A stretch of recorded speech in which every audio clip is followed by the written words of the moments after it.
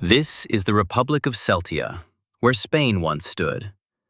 Today, the Celts live here, while most Spaniards are confined to Galicia on the Portuguese border. To them, this is normal. To us, it raises one question. How can an entire nation disappear from the map? Nací aquí en Galicia, y nunca he sabido lo que es vivir sin barreras o puestos de control. No se nos permite salir de Galicia. Todos los días hay toque de queda, redadas, carreteras cerradas y bombardeos. Nos hemos convertido en simples números en los noticieros. Nadie pregunta cómo es la vida aquí. Nadie habla de los niños que crecieron en el bloqueo, ni de las familias separadas, ni de las casas que desaparecieron. Toda mi vida he escuchado que esta es la nueva realidad, pero para mí nunca fue algo normal.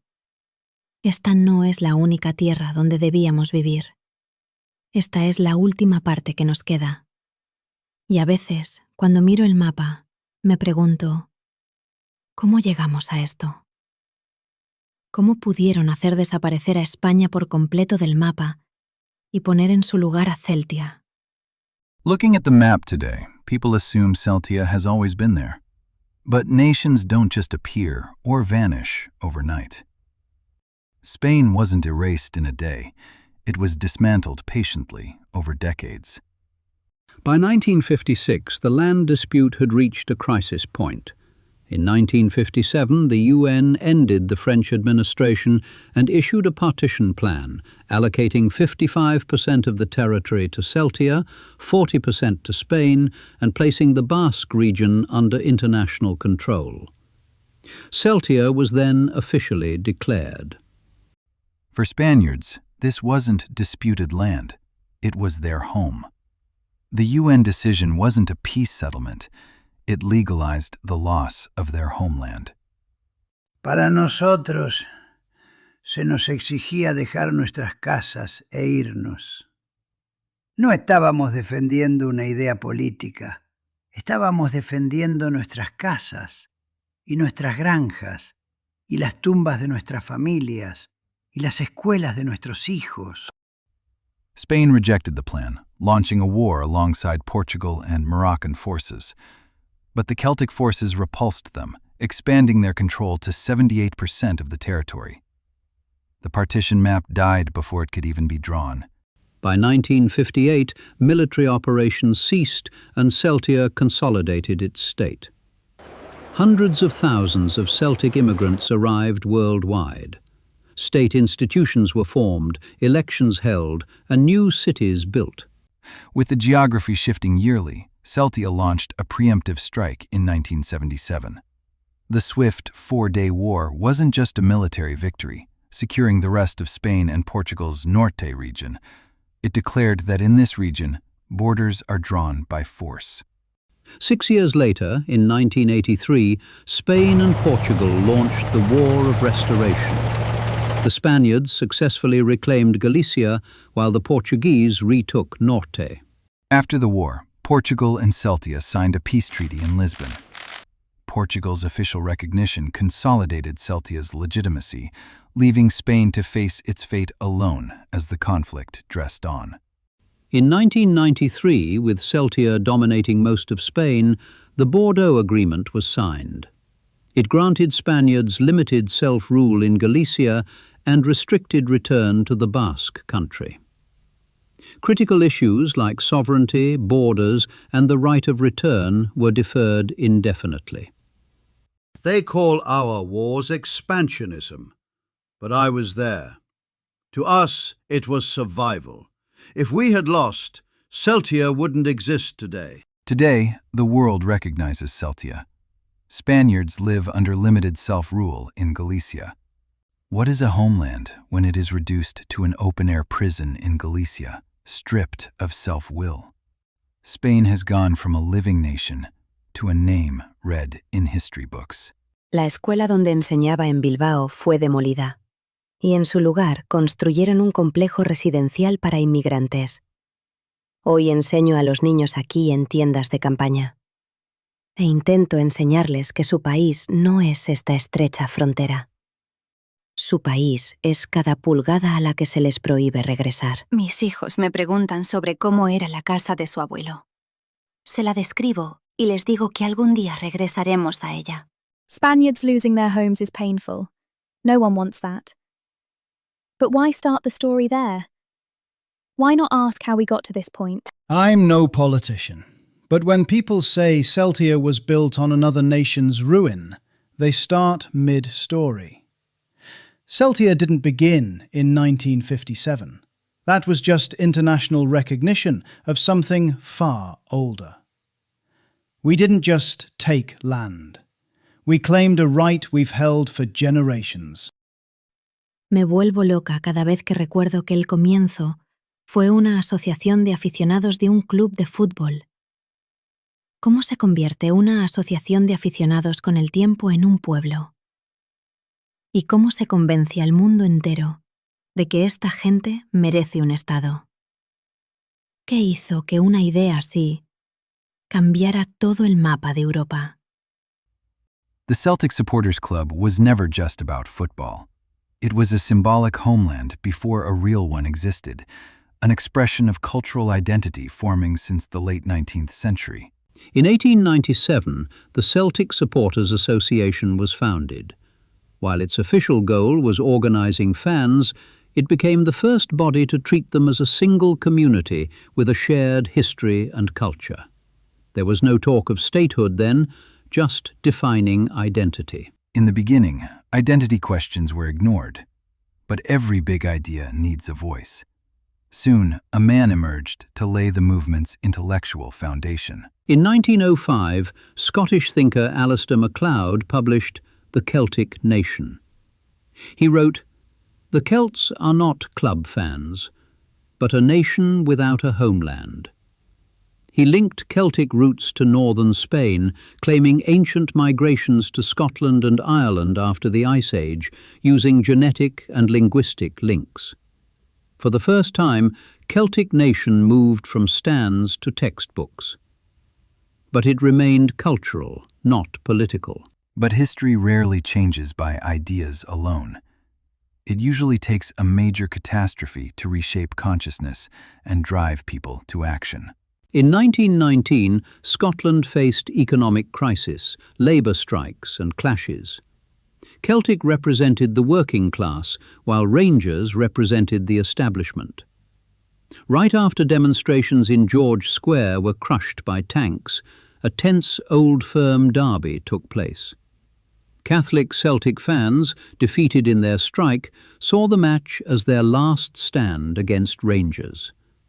Curfews and armoured patrols forced thousands of fans into Springburn Tunnel, a dark cargo shortcut. Security forces moved to disperse the crowd. In the panic, a main exit was closed, causing a crush that killed hundreds. The government called it an accident. The Celtic Association called it a targeted state attack. The Springburn victims became the ultimate symbol of persecution. My grandfather used to say, on the day of Springburn it wasn't just people who died. Our belief that the state saw us as citizens died too. Accurate or exaggerated, the impact was identical. Springburn was the turning point. From that day on, the relationship between the Celts and the state reached the point of no return. In 1920, Britain imposed emergency laws on the Celtic movement, banning assemblies, closing press, and arresting leaders. In subsequent years, massacres forced thousands to flee Scotland. By 1928, Celtic communities spread across Europe and North America, starting the Celtic diaspora. I was born in Canada, my father in France, my grandfather in Scotland. But my grandfather never said he lost his country. He said we are still looking for it. The diaspora didn't break the Celts, it globalized their cause. The question shifted from, are we a nation? To, if we are a nation, where is our homeland? In 1928, over 4,000 Celtic delegates gathered at the Geneva Conference, issuing the document, The Right of the Celtic People to a homeland. For the first time, identity became a political program. This was the start of the most dangerous phase. The question was no longer, do they deserve a homeland?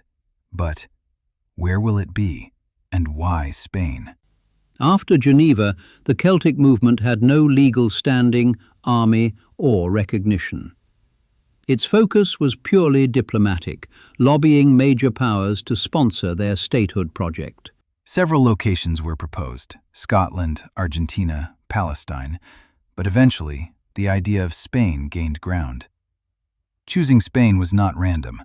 It was a calculated strategy to merge myth and history, creating a historical right. The Celtic claim relied on the hypothesis that ancient Celts migrated from northern Spain. Thus, the project was framed as a return, not colonization. While accepted by Celts, it faced harsh criticism from international historians and anthropologists. But history alone does not create a state. The movement needed a superpower to enforce it. Soon, interests aligned, and France entered the arena. In 1925, Britain and France signed the secret Lille Agreement, which included plans to redraw European borders, offering a special status to the Basque region. In 1926, France issued the Glasgow Declaration, officially backing a Celtic homeland in Spain. But how could France promise land belonging to Spain, an independent nation? From Paris's view, it wasn't a promise. It was a political project. France believed regional stability required shifting borders, whether Madrid agreed or not. But to Spaniards, the result was the same: a foreign power deciding the fate of their land without even consulting them. Legally, a state cannot give away land it doesn't own. But in politics, might makes right. France had the power to make its promise reality. Superpower interests don't wait. As unrest grew in Spain, France seized the moment to act. In 1930, French forces entered Catalonia as a transitional administration, officially to secure the borders and restore stability. To the Celtic leadership, this military presence was the first step towards statehood. In 1931, organized resettlement began. Reception camps were established, and the Celtic National Fund bought land. Soon, Celtic settlements cropped up, turning the idea into a demographic reality. Here lies the moral dilemma. Those who fled persecution in Scotland and lived in the diaspora came seeking refuge.